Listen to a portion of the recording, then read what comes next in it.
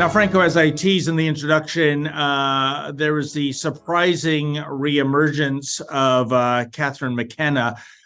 Maybe it's because of the super successful Barbie movie that Climate Barbie wants to get back into the picture and be relevant once again. But these tweets that she came out with, they are astonishing. I'll read one right now. Quote, "We need a mandatory climate science lesson for conservative politicians and premiers, as well as costs to the lives and livelihoods of Canadians from climate change and the economics of the clean transition. Otherwise, Canadians pay the price. It's absurd, but that's where we're at." End quote. Well, Franco, we're already paying the price. Sure are. But what is she getting at? That those who are conservative, they're to blame for climate change and therefore for this rash of forest fires we've had this summer across Canada?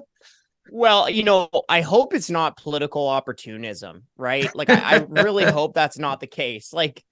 But seriously, I mean, we shouldn't be trying to take political shots when people are actually really worried right now with the wildfires, right? Like let's just have some decency and understand that people are really worried. But also, too, I can't believe I have to say this out loud with my mouth, but the carbon tax in Canada isn't going to stop wildfires.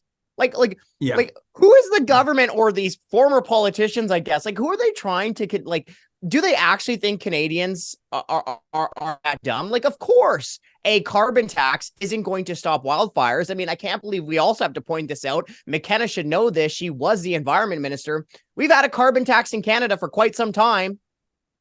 I mean, there's still wildfires, right? Having a carbon tax in Canada does absolutely nothing for the environment. Absolutely nothing. And let me tell you why. There's actually two reasons. Okay, number one, fueling up a minivan with gasoline, using propane on the farm to dry your grain, filling up that big rig with diesel, or keeping your home warm or your business warm with natural gas, those are essentials for countless Canadians.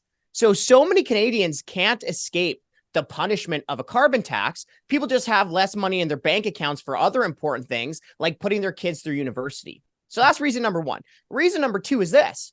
Canada makes up 1.5% of global emissions. Okay, so making it more expensive for someone to fuel up their sedan on the way to work or to fill up their grocery cart with ground beef for taco night does absolutely nothing to reduce emissions in places like China and Russia and India or in the United States. So the carbon tax does absolutely nothing for the environment. And guess what? Canadians are paying the price. Let me just give you some numbers. That tax on tax that we were talking about, okay, every fill up, it costs about $2.65 for a sedan. Let's say you fill up that big sedan Honda Accord once a week, okay? The tax on tax alone is $140 a year. The tax on tax alone, not including the carbon tax, not including the second carbon tax, not including the fuel taxes, not including the price of fuel. The tax on tax alone could cost a Canadian this year about $140. So we're paying a ton of money through taxes at the pump, and it doesn't do a single thing for the environment. It just leaves Canadians poorer. No, you're absolutely right, Franco. And as I understand it, China, where our current environment minister is having an alliance with, and I still can't figure out the rationale for that. They're still adding coal plants every year. So again, it makes a mockery out of what she said, but she doubles down, McKenna does, Franco, quote, "Conservative politicians want to fight about a price on carbon pollution? You want to make it free to pollute while Canadians pay with their lives threatened, homes destroyed, and their communities obliterated? So what are you going to do? You are the arsonists," end quote. I mean, that is absolutely outrageous and volatile language. I guess maybe for the blackface liberals, Franco, maybe there's one solution. I'm just thinking out the box here. Why don't we just, freeze the bank accounts of conservatives because we're obviously leading to this ongoing climate crisis, or is it climate emergency or climate catastrophe? I lose track of the language sometimes. But this is just outrageous rhetoric, I say, Franco. I'm gonna lump in McKenna with the other political class in Ottawa. I know she's not a politician anymore, but I'm gonna lump her in with the other politicians and bureaucrats, the Ottawa elite, if you will. It's pretty easy for them to tell other Canadians, hey, just pay more every time you go to fuel up. Hey, just pay more when you try to heat your home. Just pay more every time you go to Superstore, right? Just to get a roast chicken. Just pay more. It's easy for them to say that, right? Politicians, let's not forget, give themselves a raise every year. Most politicians, right, if they serve for 6 years, they get a platinum taxpayer funded pension, right? Yeah. There's politicians in Ottawa, we're paying for their taxpayer funded mansion, right? Let's not forget about that. Or when we pay for them to go overseas to hobnob with whatever celebrity of the day that they're going to be meeting and taking a selfie with, right? So it's easy for the elite political class in Ottawa to tell other people to pay more, right? And that's what really leaves a bad taste in my mouth, is that it's the people who can afford to live a lavish lifestyle, the people who are living a lavish lifestyle on the back of taxpayers, telling the other people who are struggling, who actually grow Canada's economy, to pay more and live the way we want you to live. That's what really leaves a bad taste in my mouth.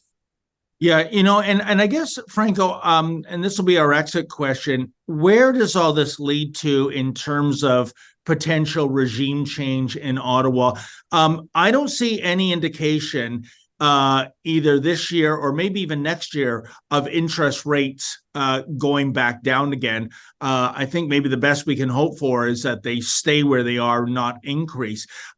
Canadians are hurting.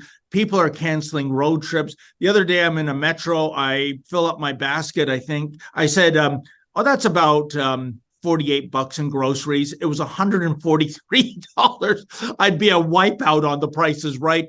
The point is, as we go into the election cycle, I don't see the economy improving. And, with so many elections, as the saying goes, it's the economy, stupid. When you are hurting, when you are seeing your disposable income evaporate, when you can't make mortgage payments, Franco, I don't think this all bodes well for the Trudeau Liberals.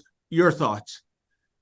Yeah, that's a good question. I mean, I don't know where the economy is going to be whenever the election is being called, right? But the thing that is clear to me is that everyday people who aren't political are starting to really ask the questions like, hey, why does everything cost so much? Yeah. Why does it take forever to get anything done? And look, I'll just kind of leave your listeners with two final thoughts. Number one is that the government is not the solution. The government is the problem, right? The high cost of government is leading to the high cost of living. Let's not forget about this. But number two, to end on a more optimistic note, I don't actually think it would take that much change to make things better for Canadians. And it's pretty easy for the government to reverse course. What do they have to do? Well, first, they have to stop digging. Okay, that means stop the tax hikes, stop the taxes that are making everything more expensive, like the carbon tax and the second carbon tax. Got to scrap those. And rein in the crazy amount of spending. I mean, we've been seeing never-ending deficits for so long. So what does the government have to do? Well, it can turn ship pretty quickly if it scraps those carbon taxes and it finally balances the budget by cutting wasteful spending. Well, Franco, thank you so much. You and your organization, you're doing incredible work on this front, and I hope it results in some tangible change. And thank you, as always, for making time for us. Hey, thanks for having me on.